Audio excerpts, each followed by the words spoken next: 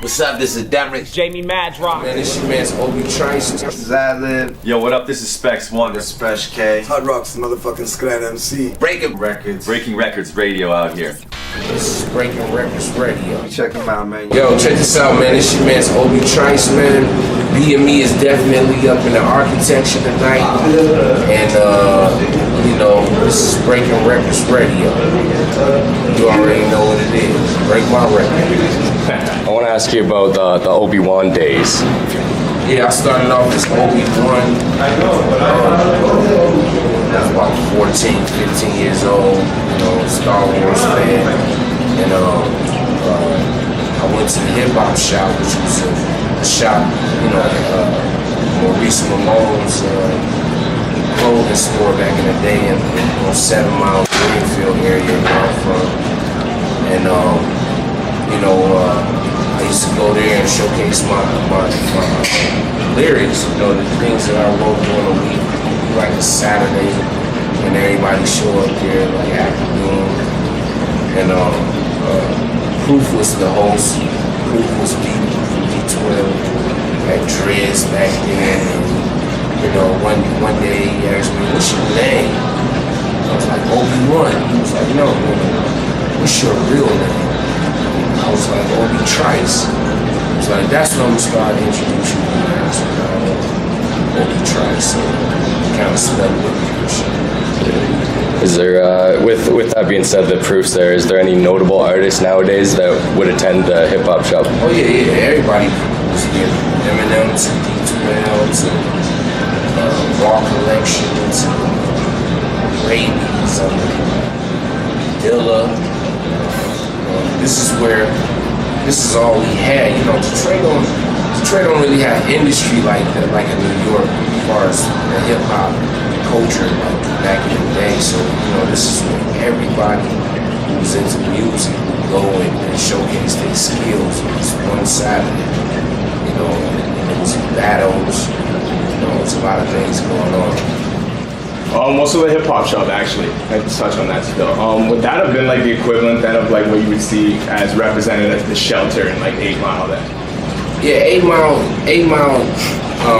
yeah, that movie has some significance from the hip hop shop, you know, it was always a cipher, you know, and certain these places, but yeah, it gives you that feel. It kind of gives you that feel. That's like the inspiration for that in the movie, right? Yeah. Is there anything in Detroit still, like, I know the hip hop shop doesn't exist anymore, but do you guys still have is there something in the city you guys have still that's almost that's symbolic of it, you know what I mean, that's going on for the new guys these days? Well, actually the hip hop shop has reopened. Oh, really? Yeah, so, you know, I've been a few times since it's been open, so. Crazy. You know, trying to bring that old feel back, you know what I mean, and you know, it's pretty good, you know, a lot of local cats still go there and showcase their, you know, their music and their talents. Who are some of the like up and comers coming from Motor City right now that you really got your eyes on, or that you're really got Patience? Take that. We got Patience right here. We got Fly Peoples. We got my man D. My man Jay-Z.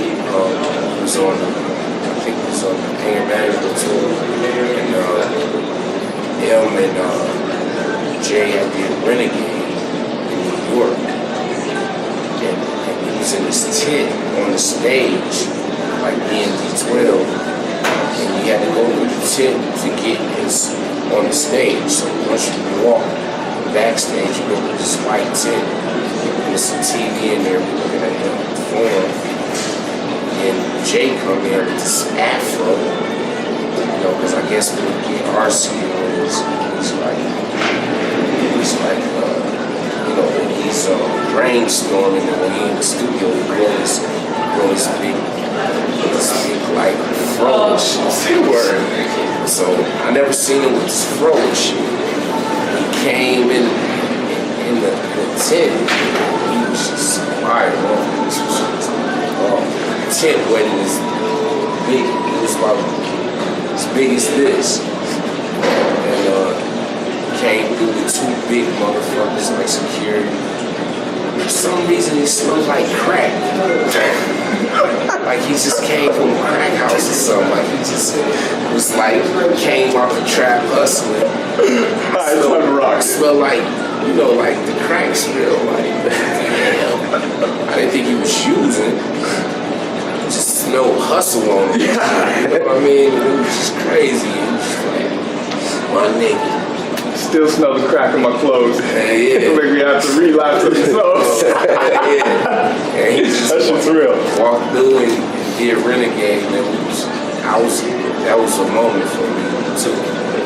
And you know, another experience with Jay-Z, I was on the Rock the Mic tour with him. He was the headliner, and I would open up the tour, and you know, he was, you know, when I mean, we doing big venues, like when I go on stage, you know, girls still getting their hair done, and, you know, it's probably about 2,000 people in these big stadiums, but you know, I would go on and do my 15-minute set before Cheers came out. And one day, my clothes was in my bus. I had a big tour bus wrapped with my face and Cheers and all that shit. And I had my clothes in the bus. So I'm walking down with Paul Rosenberg, Tracy McNew, my management, and I got a towel on and I'm ass naked. My clothes is in the bus, like right in front of the hotel. Yeah. So Jay coming from the workout room by himself. So I'm looking at the elevator and shit. We all facing the elevator. Management. I'm just like, I go on the phone, but I got this towel, chest out, just covering my nuts and shit. My body, my lower body and shit. So, fucking tapping me and shit. Like, what? Like Jay. Turned around, it was Jay. Motherfucker was standing there and shit like. He was like, damn, the tour got you like that already? And so, you know, I'm like, oh, shit. Like, oh, I feel crazy, right? And so, I'm like, no. I had left my clothes and it was just like, man, I mean, the tour got you like this? We only did, he was like, OBIE, we only did 3 shows so far. So we get in the elevator, it's super duper quiet, I'm feeling like I'm alone. He's standing in front of the elevator doors and all of us standing behind him. I can remember the respect that, you know, Paul Rosenberg, Tracy, you know, Jewish people getting money. The respect I seen in their faces just standing behind them, like, it was just crazy. And then he, you know, his shit, he was going down, but they was just like, oh, you going up? And then he hit his hit up and shit for him. Yeah. And I'm like, damn, I'm thinking like, we going down though. Why can his ass go down and go back up? Like, you going up? You going up? Yeah, you going up. Top floor? Yeah. Force mission. The fucking penthouse? Yeah. You going up? Oh yeah, we'll take it down. It's just like, then the doors open and he turned around at me and was like, keep it gangster, man. And walked off. And I felt, you don't know how I felt, man. It was just like, like, why didn't I bring my clothes? You know, it was like, he had a straight face, so I didn't know how to take it. At the time, you know what I'm saying? It was just like, man, is this guy serious? I'm like, what the fuck up my shit in the car? Well, Black Market Entertainment. Who are some of the artists? All these gentlemen right here. Well, this guy right here, you know, Patience definitely is somebody I've been rocking with who's been representing my label. We don't have anything in black and white yet, and these guys got their own thing. What's your Do something entertainment. Do Something Entertainment? You know what I'm saying? Just one big ass family. Yeah, we just one big crew. Yeah, I know. I read that you guys were trying to you wanted to be real community oriented and whatnot. So, what are some of the things that you've got working in your community right now through Black Market Entertainment? Well, basically, right now we're just focusing on my record, the Hangover, and we did Vibes Up years ago. Just trying to get around the world and get these people back, knowing that I'm doing music, and we gonna start to branch off and try to help other people once we get that good.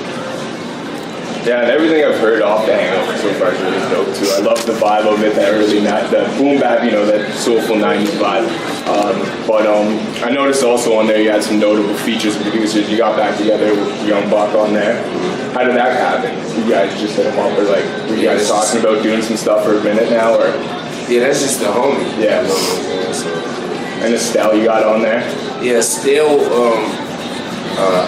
I got introduced to her through a guy named Malik, who runs one of our venues downtown, which is called Shane Park. And his connections, and he knew Estelle like that. She was down for it, and that happened. You know what I'm saying? Real good people. Dope. And I also noticed too with the topics of your albums, they always seem to be liquor related. Is that going to be a reoccurring? Now, I was just talking about this. This is my last album with the drinking thing. Yeah? The Hangover is it. I'm gonna package all 4 of my albums, and put them in a nice, packaging is everything. Yeah. Nice liquor look. Shot glasses, some DVD that's never been seen. My old shady experiences, Eminem. I got over 200 hours of DVD material that I'm gonna package with all 4 of my records, and I'm gonna put that out this year. Yeah? Nice. Yeah, that's a great idea too with the marketing. That's what it's all about. It's about making the people want to buy it, right? Oh yeah. The world was how oversaturated. Footage that you have never, ever seen. Yeah. So, I think that's going to be a killer. I'm going to sell that motherfucker for $1 million. Once upon a time in Shaolin. I was going to ask you about what your thoughts were on the idea behind Once Upon a Time in Shaolin, since music kind of has lost its value as it's so accessible, digital purchases and whatnot. Do you think that's a good format to go about releasing music? It's a new day. Like you said, it's a new day, and it's so accessible now. You gotta just think of new ways to put out good music and still get the residuals that you deserve. Actually, I just wanted to touch back too, because you're talking about all the footage of your time with Shady Records. I was just curious, while you were with the label, what was probably the biggest just wow moment? The one artist you got to connect with or rock with in the studio, and you're just like, what the fuck? You know what I mean? This is happening right now. Probably Dr. Dre. Yeah. Yeah. Once I met Dr. Dre, I was super nervous. I grew up listening to this guy. And you knew him, right? Yeah. Well, I didn't know him prior to getting signed. Oh no? No. Okay. He came and found me. Really? Dre, yeah. I put out some independent music. He was in Europe, and he came. He was in the club in Europe, and they was playing Well-Known Asshole, which was produced by Jay Moss from Toronto. Oh. And he came back to Detroit and found me. So I didn't know those guys. I would see them at the hip-hop shop, but I didn't really know them. Yeah. But, he was like, who is this guy? He came back to Detroit and found me.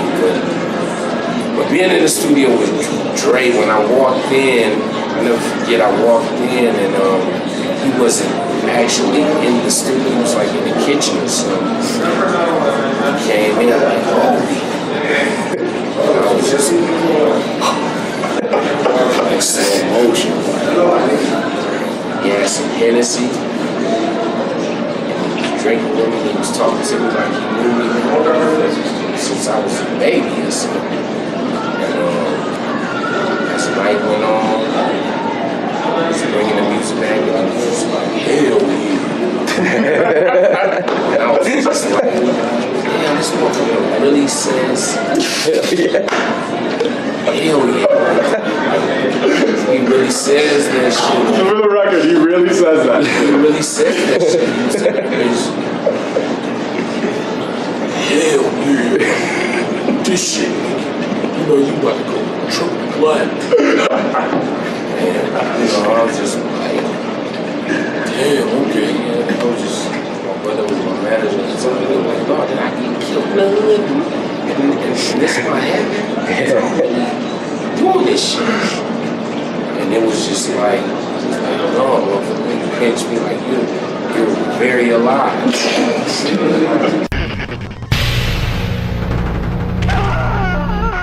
Speak. So if your musical style could be translated into a Mortal Kombat finishing move, what would it do to your opponent? Finish him. I